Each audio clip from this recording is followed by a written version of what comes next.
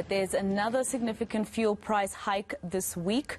That's according to the Automobile Association, and electricity tariffs will be going up in April. Meanwhile, the bread basket keeps shrinking as the cost of food continues to climb. In his budget speech last week, the Finance Minister Outa announced some tax reprieves, which he believes would help cushion households as they continue to feel the brunt of an economy that's on its knees. Let's discuss this further now with Mervyn Abrahams, Program Coordinator for the Pietermaritzburg Economic Justice and Dignity Group, Wayne Duvenage from Outa, as well as Annelien van der Poel from the debt counselling company Debt Rescue. Thank you very much to all three of you for joining us here on All Angles. I just want to start with you, Mr. Abrahams. You know, you're from Pietermaritzburg, and along, getting to Pietermaritzburg in most parts of the country, you use that N3 highway, where truck drivers and trucking companies are very important for economic business in our country. And the price of petrol really, that keeps increasing in our country is going to have a devastating impact on that, I believe. Yes, good morning, Masego, and good morning to all your viewers. Yes, of course, it will have an impact on truckers, but the impact will be far greater. Fuel and electricity, you've mentioned, are major input costs into just the production of just about all kind of products and services in the country. So we are likely to see increased prices across the board, not only with regard to food, but transport, taxi fares likely to be increased, and other factors, other costs of goods likely to increase on the back of increased fuel prices.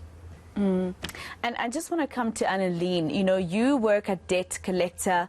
You basically also advise South Africans on how to use their money. You help them in terms of rectifying the debt that they have.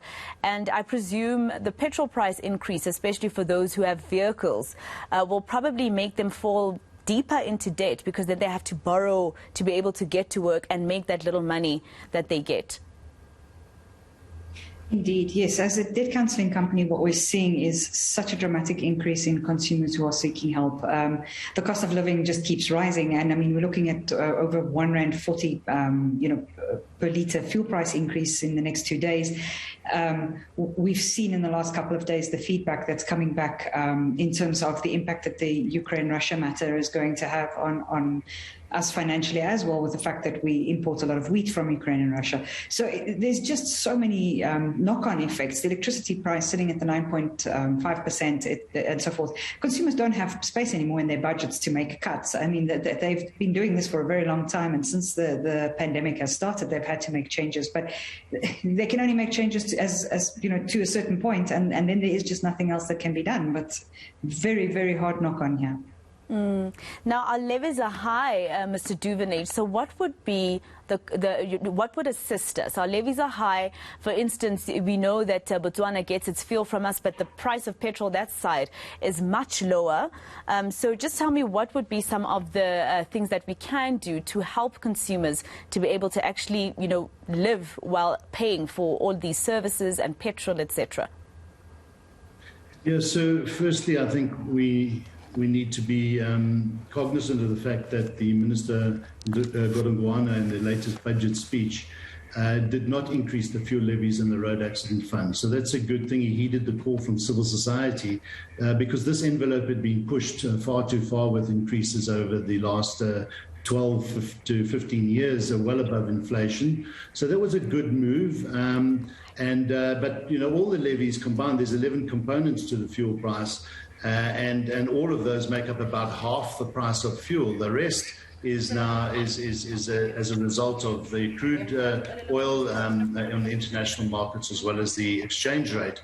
And we don't have much control over the international prices, and we're going to see that rocketing up even more. We could get to prices of 25 Rand a litre if things go south, if the oil price goes to $120 a barrel and the Rand exchange rate stays where it is. So I think what we've got to do as a country is get our rand to be stronger again. The last time the fuel price was this high, the international fuel price, our rand was at a very strong, at around below 10 rand per litre. 10 rand to the dollar. But that's not the case today. What we need the government to do is to work on economic policy, investment in this country so that we can have a stronger rand and then hopefully not be impacted as much as we are by the goings on around the world with regards to oil prices, fluctuating oil prices. Annelien, I want to come back to you. The pandemic has also worsened the situation for consumers. Petrol price going up, food prices, that would mean, are also going up, the electricity tariffs, etc.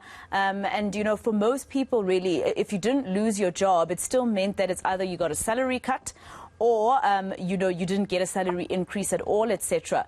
What are you seeing at Debt Rescue? Are you seeing South Africans who are, getting more and more into debt? Or are you seeing South Africans who are more careful with their money because of the anxiety around what's happening around us? Well, Masego, I think it's a combination of both. And I mean, the reality is if we look at what happened in the harder lockdown phases, we've got to remember that there was a period there where a lot of consumers were not getting salaries at all, especially in what has now become the level 5s and 4s. So what that has meant for consumers is they had to dig into savings if they had any, and started falling behind in terms of their payments and increased their debt burden even more or depleted savings that they had. So that's already put them, consumers on a very bad footing to start off with. Now we say, like you say, we're sitting with job losses, we're sitting with short time, just trying to recover. I mean, the theory is that you're supposed to have 3 months salary in saving. Very few people have that. I mean, it's completely, it's not realistic in the current day and age. So absolutely, what we are seeing is a lot of consumers are obviously have done what they could to try and cut their budgets to allow them that breathing room. But what we're also seeing, which is very concerning, is consumers are being forced into, for example, short-term loans to get to the end of the month. I mean, there is just most of the time more monthly money, and that when they have had to make this decision between paying the debt that they have and putting food on the table, a week, 2 weeks after payday, there's nothing left. They can't continue through the rest of the month and are having to incur debt and go into credit to put food on the table. So that's very, very concerning to know that that is the reality of what consumers are facing right now. Mr. Abrahams, I was asking you about the trucking, industry, especially because the goods that they also deliver here and actually deliver outside of the country also include food, something, that also creates jobs, etc. So I think for you to probably just bring the viewers in on, what it means when petrol prices increase. I don't think there's a lot of people who understand that even though you don't have a car, you're definitely impacted by the increase in petrol price. So, Masego, there are two factors. When we look at your typical household, a fuel price increase impacts you in two ways. Firstly, we will see the input cost to the food. Let's use food as an example. So the food prices are likely to increase. We have seen fresh vegetable prices spike massively in October. It has come down this month, for instance, but we are likely to see it increase next month again. So the prices increase. At the same time, your expenses, also your other expenses increase. So for instance, your transport costs, your taxi fares gets more, which means that the disposable income you have in your pocket gets less. So the food prices goes up.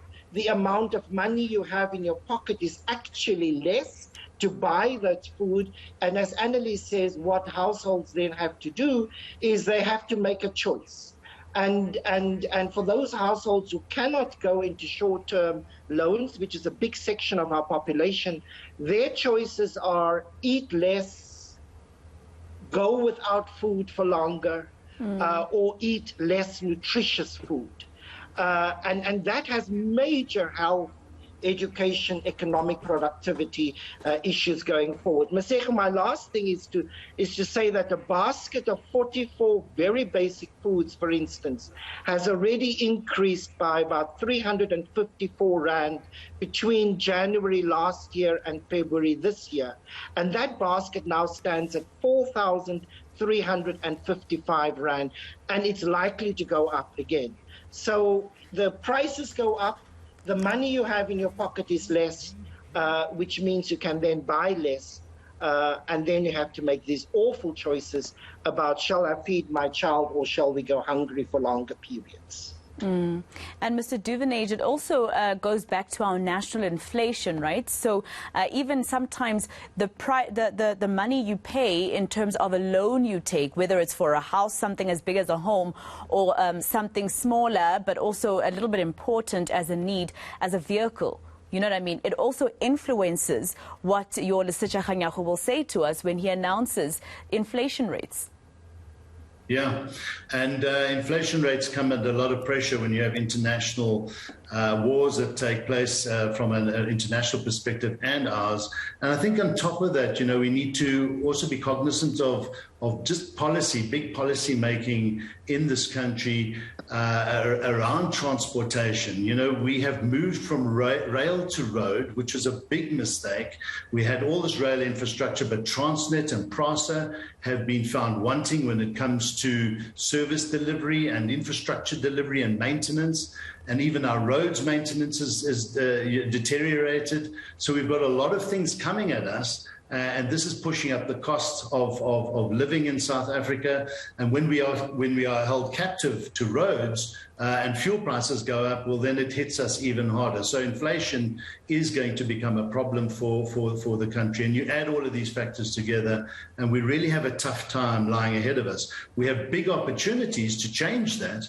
But that needs moral courage from leadership in government to change the course of this country's economic trajectory. If they don't do that, then we push ourselves closer to a failed state. But Mr. Duvenage, do you think our government has been doing enough? I mean, this is not the first time that we see fuel hikes coming one after the other in South Africa. Do you think our government has been doing enough to have, for instance, market operations to make sure that we don't run out of goods, we don't run out of jobs, etc.? You know, in the early stages of fuel prices increasing, I mean, they're the ones who announced to us that there'd be a fuel price increase. We've spoken to the Outa Association a couple of times, who would actually know beforehand that it's going to increase. So I'm pretty sure government has this information before it comes. So do they do enough to do your market operation, for instance, to make sure that they're able to cushion us from the effects of it? Well, let me put it this way. They could reduce the fuel price temporarily by R3.50 if they just took away the fuel levy right now. But what that would do is start impacting on about, it must be 8 billion rand a month that is going into government's coffers. From the fuel levy. So there are things that they could do on a temporary situation, but then it impacts on the basket of the fiscus in some other way. And if they could afford to do that, well, that would be great, but they can't. And that's why I keep coming back to economic policy around improving the prosperity of this nation through job creation, investment in the country changes things. We heard that in the Sona speech by the president, that it is not government that delivers jobs, it's business that delivers jobs, and government needs to be an enabler. But they need to do far more of that enabling. Otherwise, we're going to be caught in this trap when international pressures push the oil price up, there's nothing we can do and we start suffering. So we really need to turn the country's economy around and minimize the ripple effect and impact of all these other factors that come into play. All right, let me thank you very much to the three of you. We've unfortunately run out of time. And thank you very much for your input and for spending these 15 minutes with us. That is Mervyn Abrahams. He's the program coordinator for the Pietermaritzburg Economic Justice and Dignity Group. Wayne Duvenage from Outa, as well as Annelien van der Poel from Debt Rescue.